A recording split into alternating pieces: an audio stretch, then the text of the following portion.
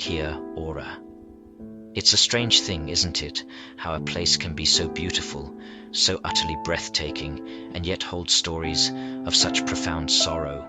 New Zealand, Aotearoa, the land of the long white cloud. It's a landscape that speaks of ancient myths and modern marvels.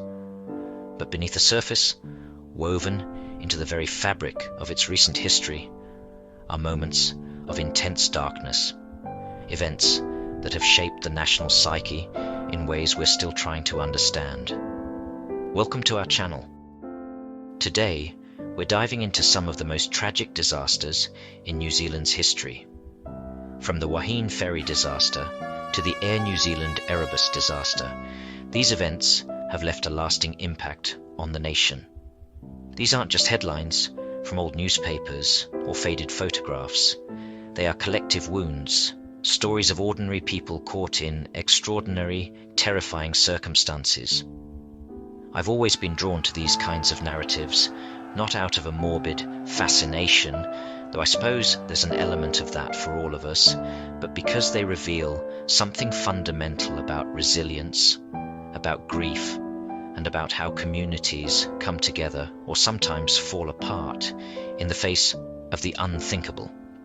We're going to explore two such events, significant not just for the scale of loss, but for how they forced a nation to look at itself, at its vulnerabilities, and at its capacity for both error and heroism.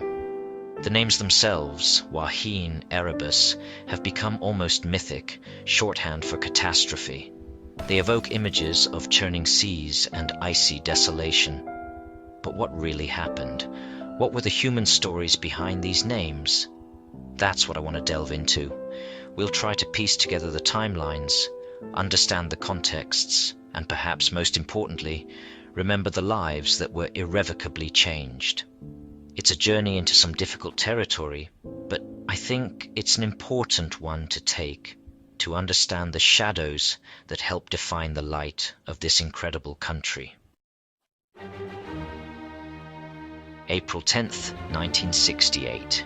It's a date etched into Wellington's memory, a day when the elements conspired with a terrifying ferocity. The Lyttelton-Wellington ferry, the TEV Wahine, was making its final overnight run across the Cook Strait. This wasn't just any ferry, it was a symbol of modern transport, a vital link between the North and South Islands. On board were 610 passengers and 123 crew, many of them looking forward to the Easter holidays, completely unaware of the maelstrom that was about to engulf them. The weather forecasts had been severe, predicting a storm, but few could have anticipated the sheer violence of Cyclone Giselle colliding with an Antarctic southerly front. A perfect storm scenario right at the mouth of Wellington Harbour. It sounds like something out of a mariner's worst nightmare, a convergence of meteorological furies. As the Wahine entered the harbour entrance around dawn, conditions had deteriorated catastrophically. Winds were gusting to over 100 knots. Some reports say up to 145 knots. That's hurricane strength. The ship lost its radar, a critical piece of equipment in such blinding conditions. Then, disaster struck. The vessel was slammed onto Barrett Reef. Imagine the scene on board, the sudden, violent impact, the lights flickering, the roar of the wind and waves becoming an all-encompassing terror. The initial reports were confusing, chaotic. Was it a minor grounding, or something far, far worse? The captain, Hector Robertson, faced an impossible situation, trying to maintain control and assess damage in conditions that were almost beyond human endurance. The sheer power of the sea at that moment is hard to comprehend. For hours, the Wahine was battered relentlessly. Despite the heroic efforts of the crew and tugboats dispatched to assist, the ship was being driven further aground, listing heavily. The decision to abandon ship, when it finally came, was fraught with peril. The harbour, usually a place of shelter, had become a death trap of churning, debris-filled water. Lifeboats were launched into the tempest, some capsizing almost immediately, others smashed against the hull of the stricken ferry. The proximity to shore offered a cruel illusion of safety. Conditions were just too extreme. People were forced to make impossible choices, jumping into the frigid, violent water, hoping for a chance at survival. The stories from survivors paint a picture of unimaginable chaos and courage. The rescue operation that unfolded was one of the largest in New Zealand's peacetime history, but it was also hampered by the very storm that caused the disaster. Small boats from around Wellington, fishing vessels, private launches, all braved the conditions to try and pull people from the water. On shore, communities in Eastbourne and Seatown rallied, turning their homes into makeshift aid stations, providing warmth and comfort to the shocked, hypothermic survivors who washed ashore. It's a testament to the human spirit, that instinct to help in the face of overwhelming adversity. Yet, the sea was unforgiving. The sheer scale of the disaster, happening right on the doorstep of the capital city, was shocking. The aftermath was grim. 51 people lost their lives that day, with 2 more dying later from their injuries, bringing the total to 53. The images are haunting. The Wahine, a modern marvel, lying on its side, broken in the harbour. The subsequent inquiry would delve into the decisions made, the weather warnings, the ship's seaworthiness. It became a landmark case, scrutinizing maritime safety procedures and leading to significant changes. But beyond the official reports and recommendations, there was a profound sense of national grief. This wasn't some distant tragedy, it happened in our backyard, a stark reminder of the power of nature and the fragility of life. The wreck of the Wahine remained a visible scar in Wellington Harbour for years before it was eventually salvaged and broken up. But its legacy, the memory of that terrible day, endures. It's a story that's passed down, a cautionary tale perhaps, but also a story of incredible bravery and community spirit. For Wellingtonians, especially those who lived through it, the name Wahine still evokes a shiver, a memory of the day the sea showed its most terrifying face. It forced a re-evaluation of how we interact with the powerful forces that surround these islands. Visiting Wellington Harbour today, on a calm day, it's hard to imagine the fury that was unleashed, but the memorials stand, quiet sentinels to the lost. The disaster highlighted the vulnerabilities of even the most modern technology when pitted against the raw, untamed power of the natural world. It's a lesson that resonates still, a reminder that for all our advancements, we are often at the mercy of forces far greater than ourselves. The sinking of the Wahine wasn't just a maritime incident. It was a deep traumatic wound in the nation's consciousness, a day that changed New Zealand forever. Antarctica, the last great wilderness, a continent of breathtaking, stark beauty and of unimaginable cold and danger. In the late 1970s, Air New Zealand began offering scenic flights over this icy domain, a unique opportunity for ordinary people to witness the wonders of the South Pole from the comfort of a DC-10. These flights were incredibly popular, a chance to see a part of the world few would ever experience firsthand. November 28th, 1979, was meant to be another such day of awe and wonder for the 237 passengers and 20 crew aboard Air New Zealand flight TE901. They took off from Auckland, filled with anticipation for the sights they were about to behold. Little did they know, they were flying towards a tragedy that would become the deadliest in New Zealand's history. The flight plan was supposed to take them down McMurdo Sound, offering spectacular views of Mount Erebus, an active volcano rising from the ice. However, unbeknownst to the flight crew, on that fateful day, the flight path coordinates loaded into the aircraft's navigation system had been altered earlier. This seemingly minor change, made without directly informing the crew performing that specific flight, directed the aircraft not down the wide expanse of McMurdo Sound, but directly towards the slopes of Mount Erebus itself. The crew, experienced pilots, believed they were on the correct, safe path, relying on the instruments they trusted. The weather conditions also played a crucial tragic role, a phenomenon known as sector whiteout.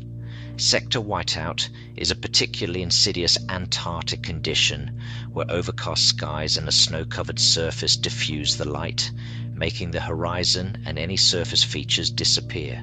It creates an optical illusion where the sky and ground blend into one. A seamless, featureless white void. The pilots, flying in what they believed to be clear air under a high cloud base, were essentially blind to the rising terrain ahead. There were no visual cues, no shadows, no contrast to warn them of the colossal mountain looming directly in their path. Imagine their final moments, expecting to see the vastness of the sound, only to be confronted, too late, by a wall of ice and rock. The impact was catastrophic. The aircraft disintegrated on impact, scattering wreckage across the frozen slopes of Erebus. All 257 souls on board perished instantly. When the flight failed to report in, a search was launched, but the remote and hostile environment of Antarctica made the task incredibly difficult. The discovery of the crash site confirmed the nation's worst fears. The recovery operation that followed, codenamed Operation Overdue, was a monumental undertaking carried out by New Zealand, American, and other international personnel in some of the harshest conditions imaginable. They faced blizzards, extreme cold, and the psychological toll of dealing with such a horrific scene. Their dedication in recovering the victims and investigating the crash was nothing short of heroic. The initial investigation, led by New Zealand's Chief Inspector of Air Accidents, Ron Chippendale, controversially attributed the primary cause to pilot error. This finding was met with public outcry and disbelief, particularly from those within the aviation community and the families of the crew. The narrative of experienced pilots simply flying into a mountain didn't sit right with many. This dissatisfaction led to a Royal Commission of Inquiry headed by Justice Peter Mahon. His subsequent report, released in 1981, was explosive. Mahon cleared the crew of blame, instead pointing to the airline's administrative errors, specifically the unnotified change to the flight path coordinates, and famously accused Air New Zealand officials of an orchestrated litany of lies in an attempt to cover up these failings. The Mahon report caused a huge public and political storm.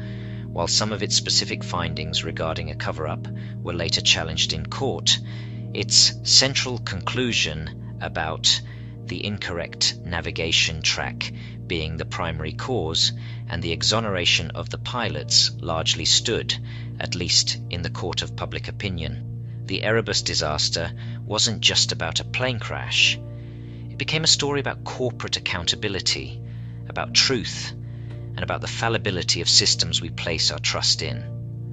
The ripple effects were immense, leading to significant changes in aviation safety protocols and a long, painful process of grieving for a nation that had lost so many. Today, Mount Erebus stands as a silent, icy monument to the tragedy. Memorials have been erected in New Zealand and at Scott Base in Antarctica. The disaster remains a deep scar on the national psyche, a story of technological hubris, human error, and immense loss. For the families of the victims, the pain is enduring. The Erebus disaster forced New Zealand to confront uncomfortable truths and to learn hard lessons. It's a stark reminder that even in an age of advanced technology, the potential for catastrophic failure always exists, often born from a chain of seemingly small errors, hidden in the complexities of large organizations, unfolding in places of terrible, unforgiving beauty. Looking back at the Wahine disaster and the Erebus tragedy, it's clear these aren't just isolated incidents.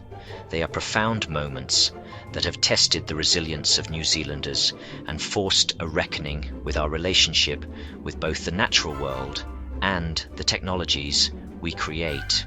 The sheer scale of loss, the public inquiries, the debates over blame and responsibility, these have all contributed to a deeper, perhaps more somber, understanding of our place in the world. These events, terrible as they were, have also brought forth incredible stories of heroism, compassion, and a determination to learn and prevent such things from happening again. The echoes of the Wahine's final desperate hours in Wellington Harbour and the chilling silence that followed the impact on Mount Erebus still resonate. They serve as powerful reminders of vulnerability, but also of the enduring strength of the human spirit in the face of unimaginable adversity. The names of those lost are not forgotten. They are woven into the collective memory of Aotearoa. Exploring these dark chapters is not about dwelling on the macabre, but about acknowledging the past, honoring the victims, and understanding how these events have shaped the nation we know today. Thank you for watching. If you found this video informative, please like, share, and subscribe for more content on historical events and their impact. These stories, while tragic, are a crucial part of New Zealand's narrative, and by remembering them, we continue to learn, to adapt, and hopefully, to build a safer future. The landscape may hold scars, but the heart of the nation holds the lessons learned, and that perhaps is the most enduring memorial of all.